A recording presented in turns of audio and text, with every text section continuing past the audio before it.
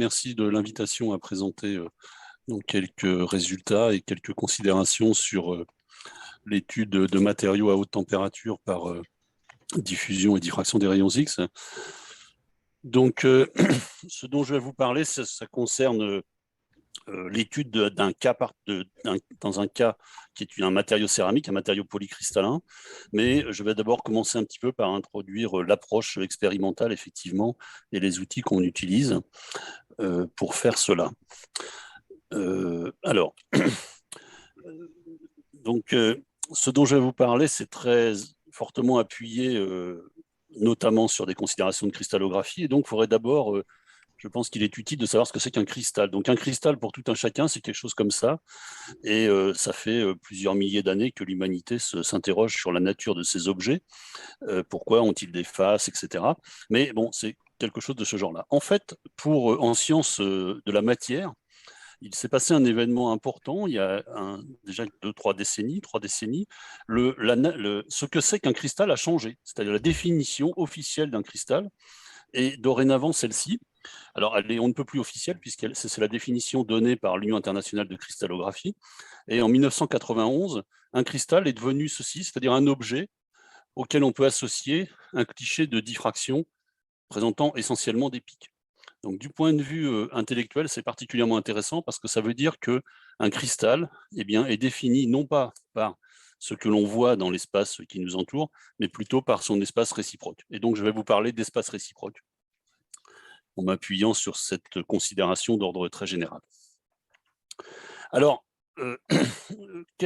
comment peut-on étudier un cristal et pour ce qui me concerne et ce que je vais vous présenter aujourd'hui, ça sera plutôt un objet qui contient beaucoup de cristaux qu'on va appeler un polycristal. Alors, d'abord, si on prend un cristal comme celui qui est en haut à gauche, c'est un cristal cubique qui présente des faces et en fait, ces faces sont parallèles à des plans d'atomes. Et ici, je vous ai mis en exergue un plan d'indice 1, 1, 1, c'est-à-dire orthogonal à la grande diagonale du cube. Alors, on associe à cet ensemble de plans parallèles entre eux équidistants, qu'on appelle une famille de plans, qu'on note HKL entre parenthèses, on associe le vecteur qui est normal, on appelle en général Q, indice HKL, et il est orthogonal donc à ces plans. Et ça veut dire que si on prend l'espace orthogonal, qui mathématiquement est donc l'espace dual de l'espace direct, à chaque famille de plans, on associe en fait un point dans un espace défini par ces 3 vecteurs qui engendre cet espace orthogonal, donc A étoile, B étoile, C étoile. Et ces points, on appelle ça des nœuds. C'est une analogie avec la tapisserie qui date donc du 19e siècle. Et donc chaque point à chaque famille de plans, pardon, on peut associer un objet qui est en principe un point, c'est-à-dire qui est strictement ponctuel du point de vue mathématique, défini par ses coordonnées dans l'espace réciproque engendré par les vecteurs A étoile, B étoile, C étoile, eux-mêmes orthogonaux à leurs homologues dans l'espace direct ABC. Donc voilà comment on définit, comment on associe l'espace réciproque. En haut à droite, vous avez le schéma d'une famille de plans, et on va regarder comment ceci diffracte dans différents cas pour aller rapidement vers le cas qui nous intéresse, c'est-à-dire l'objet complexe qui est un polycristal. Alors là, c'est le cas d'un cristal parfait, académique, c'est-à-dire un objet finalement assez mathématique. Alors, supposons maintenant un ensemble de cristaux parfaits, donc un ensemble contenant un grand nombre de cristaux parfaits, et si on considère une famille de plans pour ces cristaux supposés identiques, ils diffractent, mais il y a un degré de liberté, et l'ensemble des nœuds associés au cliché à la mesure de diffraction se situe en fait sur un cercle que j'ai représenté ici en rouge à droite, sur la figure de droite, et parce qu'il y a ce degré de liberté qui est une rotation azimutale, donc ça engendre ce cercle. Donc finalement, le signal de diffraction par un ensemble de cristaux identiques pour une famille de plans, c'est-à-dire un ensemble de cristaux diffractants pour la même famille de plans, va être un cercle. Et donc, comme il y a plusieurs familles de plans qui diffractent, c'est un ensemble de cercles concentriques. Et on obtient ceci. Alors ça, c'est une mesure réelle qui a été réalisée sur une ligne synchrotron à Grenoble et qui correspond à la diffraction par un objet polycristallin constitué de cristaux quasi parfaits et très très nombreux. Et à ce moment-là, on enregistre un signal qui est celui-ci. Donc ça, c'est un ensemble de cristaux parfaits orientés de façon aléatoire.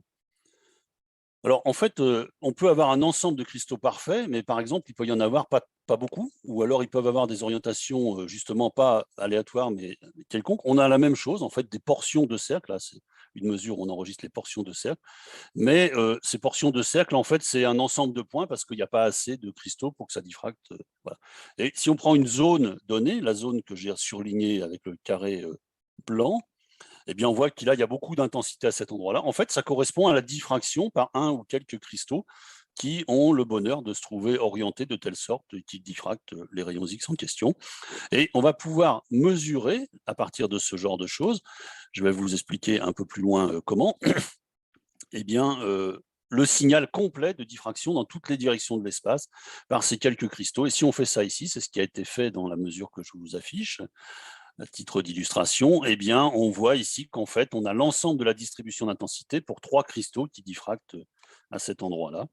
Et donc, on va s'intéresser à ce type de mesure accessible à partir de l'approche que je commence à vous présenter.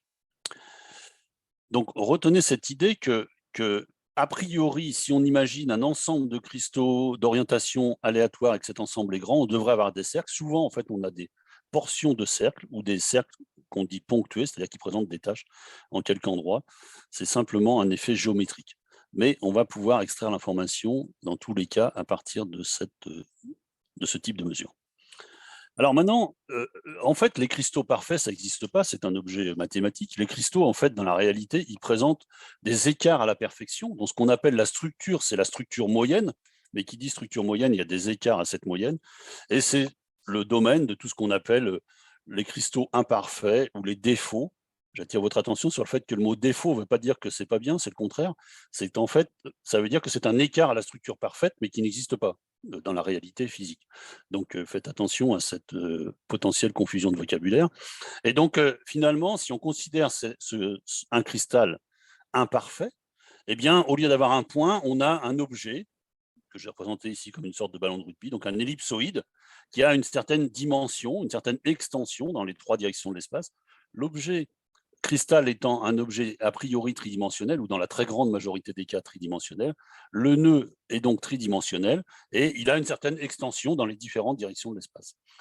On peut comprendre que l'extension de ce nœud présente l'écart à la perfection, et donc si on est capable de mesurer cette extension et cette distribution d'intensité dans les 3 directions de l'espace réciproques, donc, on doit pouvoir mesurer les caractéristiques de ce qui diffracte.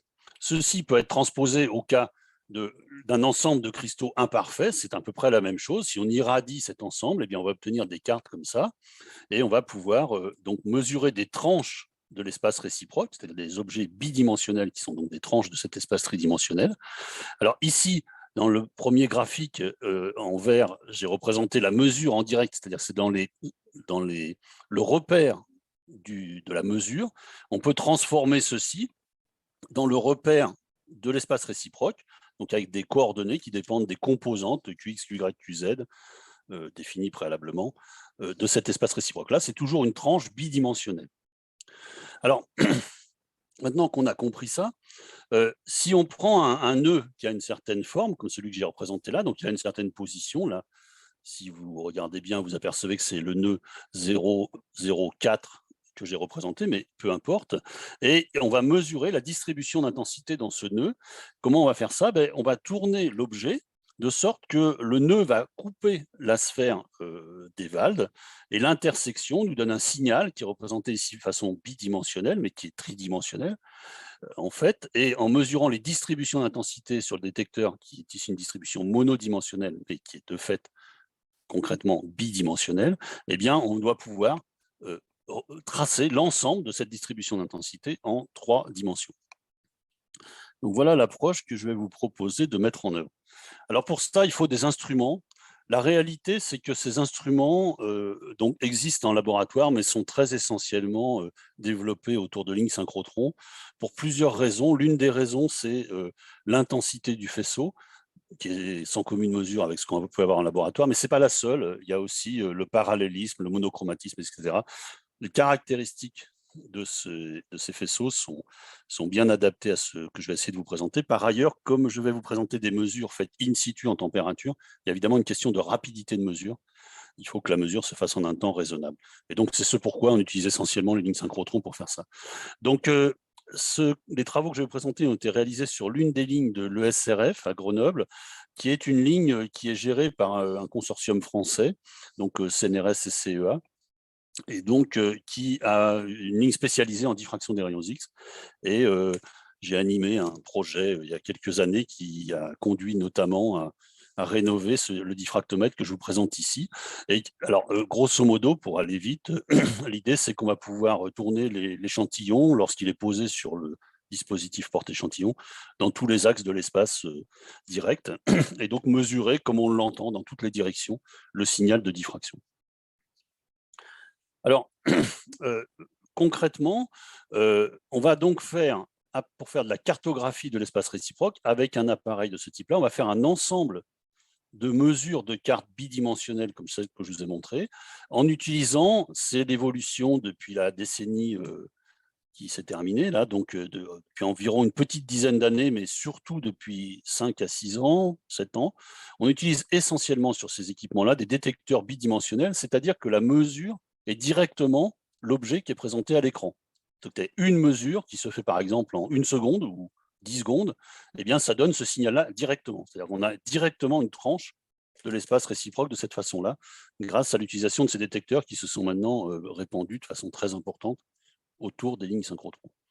Alors avec ça, si je fais grand N mesures comme ça, en faisant tourner l'objet polycristallin qui m'intéresse, eh bien je vais pouvoir reconstituer l'ensemble de la distribution d'intensité en 3 dimensions, Qx, Qy, Qz, et ce signal tridimensionnel contient toutes les caractéristiques microstructurales, c'est-à-dire de défauts, contenus dans les cristaux constituant cet objet.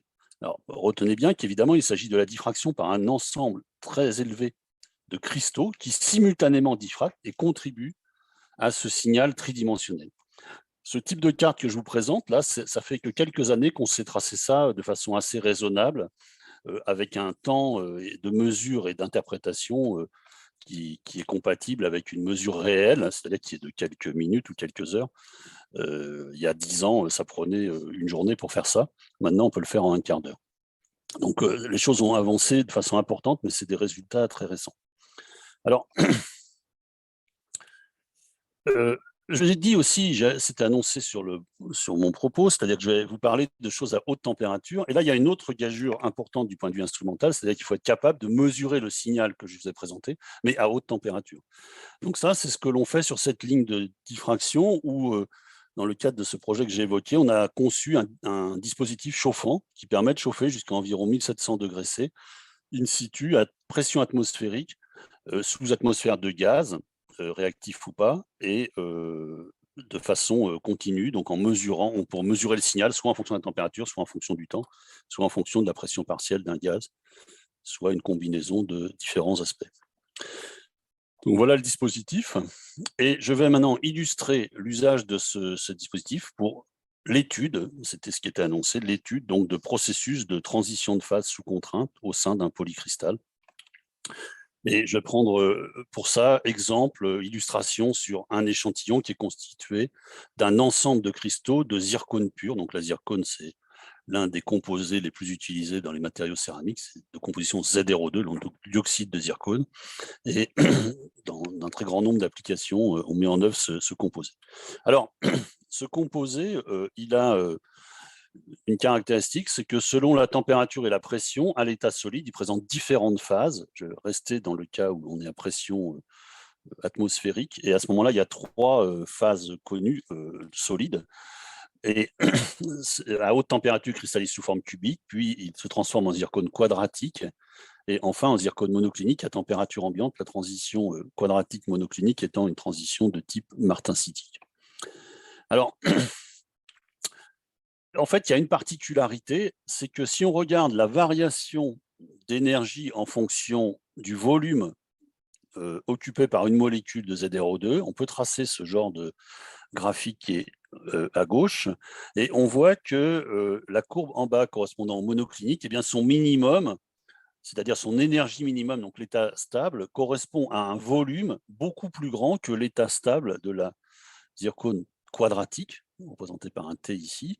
Eh bien, ça veut dire qu'à la transition de phase, il y a une augmentation brutale de volume, et cette augmentation est de plusieurs pourcents. Ça, c'est une caractéristique absolument énorme, puisqu'elle va conditionner complètement la transition de phase, puisque cette augmentation de volume va être associée soit à l'explosion de l'échantillon polycristallin, soit à l'apparition de contraintes résiduelles importantes au travers de la transition de phase. Donc on a un lien très important entre déformation et contraintes résiduelles par ce processus de transition drivé par la variation de température. Alors, on va décrire ça en termes de cristallographie en prenant une illustration pour une famille de plans donnés, donc la famille de plans 1, 1, 1 que j'ai évoqué précédemment. En fait, la transition entre la variété cubique et la variété quadratique, ça correspond à un changement de groupe ponctuel, c'est-à-dire d'opération de symétrie de rotation, où on passe du groupe ponctuel M3M à 4 sur M, MM. Pour ceux que ça ennuie un petit peu, ce genre de choses, je vais vite, simplement pour dire que ça veut dire que dans la variété cubique, la rotation autour de l'axe 1, 1, 1 donne un équivalent à 120 degrés. C'est une rotation d'ordre 3, c'est-à-dire qu'il faut faire 3 fois 120 degrés pour faire 360, alors que ce n'est pas le cas dans la quadratique. Et ceci a pour conséquence directe qu'un nœud 1, 1, 1 de la zircone cubique se transforme en 3 nœuds 1, 1, 1, équivalent entre eux, mais situés à 120 degrés l'un de l'autre, du quadratique. Donc la première transition de phase correspond à ceci. La deuxième transition de phase est un peu plus complexe. On passe du groupe ponctuel 4 sur M, M, M au groupe 2 sur M. Et là, ça veut dire qu'il y a 8 équivalents. Donc, à chaque nœud quadratique 1, 1, 1 que j'ai évoqué précédemment, on associe 8 équivalents, 4 qui sont de type 1, 1, M et, 4 autres pardon, qui sont moins 1, 1, 1, M.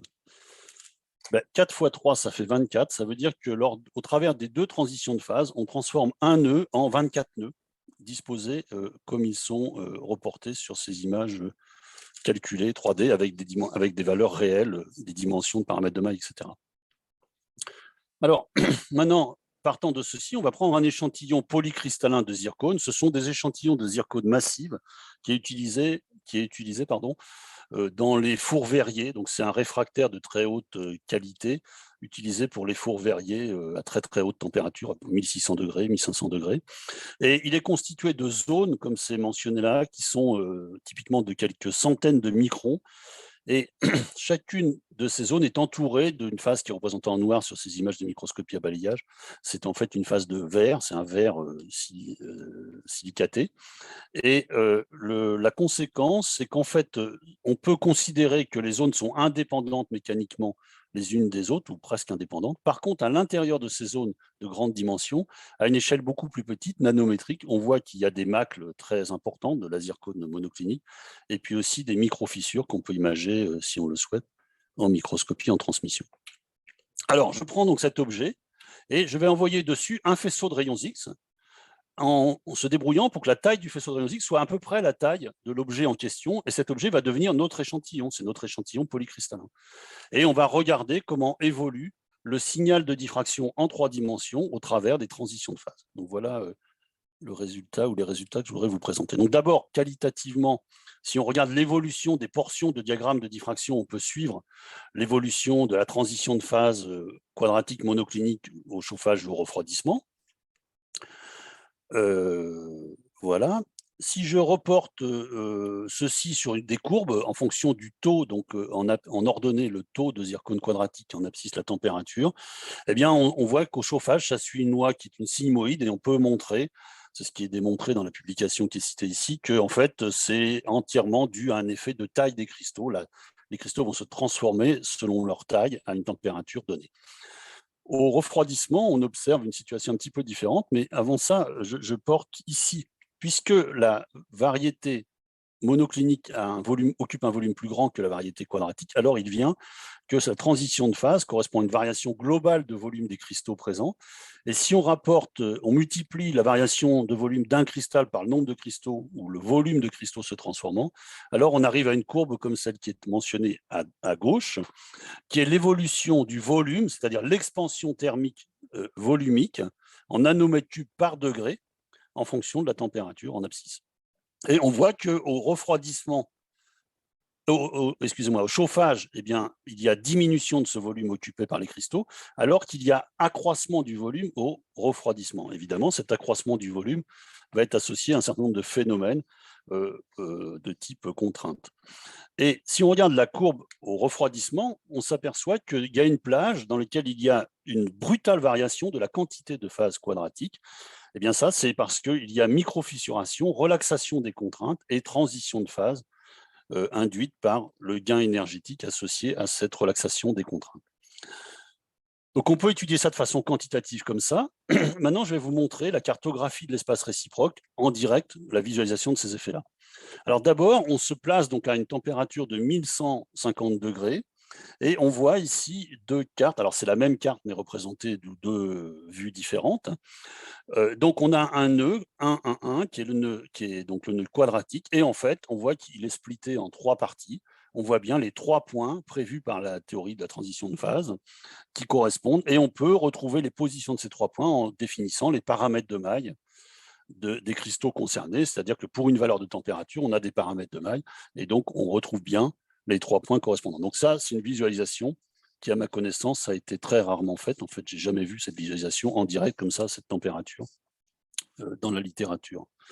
Alors, maintenant, on va regarder ce qui se passe en fonction de la température. Je vous ai mis une petite vidéo. Donc, on démarre, alors on va démarrer à haute température, 1250, et regarder l'évolution du signal mesuré à la descente. Et donc, on va restreindre le pas pour atteindre un pas aussi faible que 5 degrés. Et on voit que le nœud 1, qui est au centre, qui est quadratique, eh bien, explose en un ensemble de nœuds au travers de cette transition de phase, avec cette mesure donc, qui, dans la zone d'intérêt principal, a été faite tous les 5 degrés.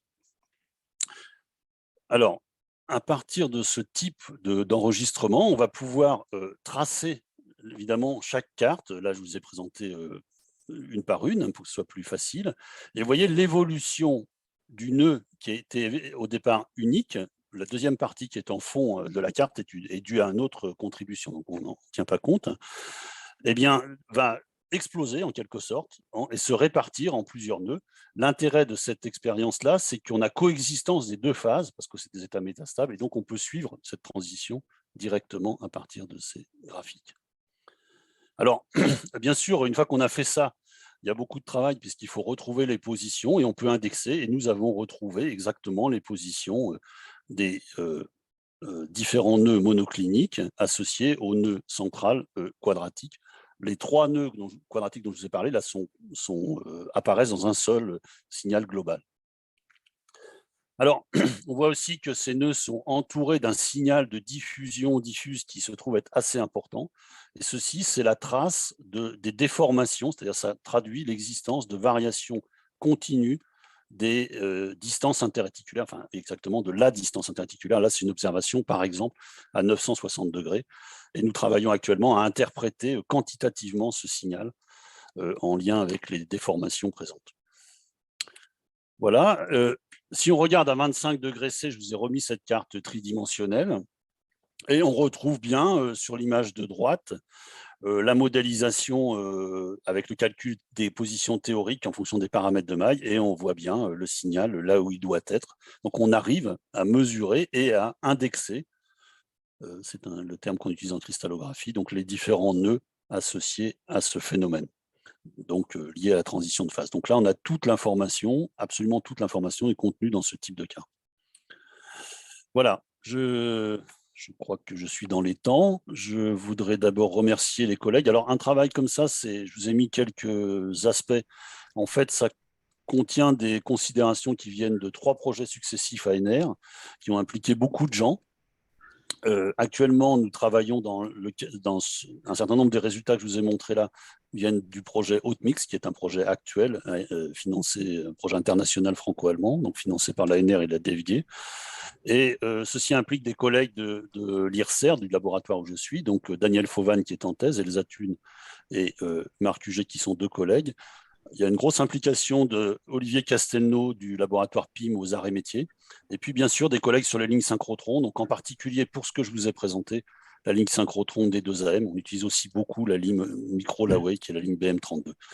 Et Ravi Purochotam est un postdoc qui travaille sur l'interprétation et la transformation des données en signal dans l'espace réciproque. Et puis, je vous remercie pour votre attention.